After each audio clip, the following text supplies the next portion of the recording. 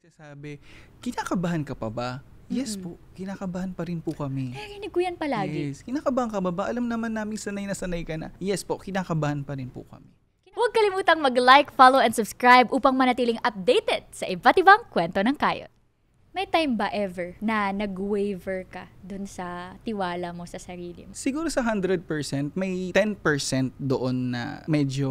Wala tao lang Oo, din. tao din. Minsan, na, it gets to you. Yes. Depende rin po kasi talaga sa taong nakakausap mo. Oo. Lalo na sa mga events na parang on the spot papagalitan ka. Yun po minsan ang nakakababa ng dignidad, moral, ng moral mo, na hindi nila alam na ginawa mo ng tama yung work mo, pero sa kanila hindi pa pala enough. Paano mo hinahandle yun? Paano mo tinataas ulit? Set aside po yung emotion talaga eh. Kailangan mo talagang iwan sa CR, sa backstage. Ang ironic, no?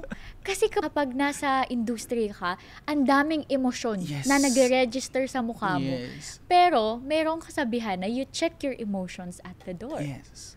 Ang ironic. Ang galing. Meron pa nga nagsasabi, kinakabahan ka pa ba?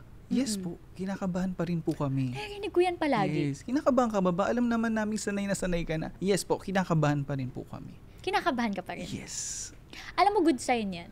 May nakapagsabi sa akin na kapag kinakabahan ka, ibig sabihin, mahalaga sa'yo yung ginagawa mo. And that is a good thing. Yes. Kasi may ginagawa ka na mahalaga sa'yo. Yes. You're putting yourself out there. Na ayaw mong mapahiya dahil alam mong mahalaga sa'yo. Mahalaga sa'yo. And it makes a difference. Yes. Uy, appear tayo. Relatable content. Bestie na kami ni Kazu. Okay. Kaya dun galing yung pressure. Yes. Naman, Okay. kayang-kaya na siguro ngayon sa economy na to? economy natin. Okay, sige.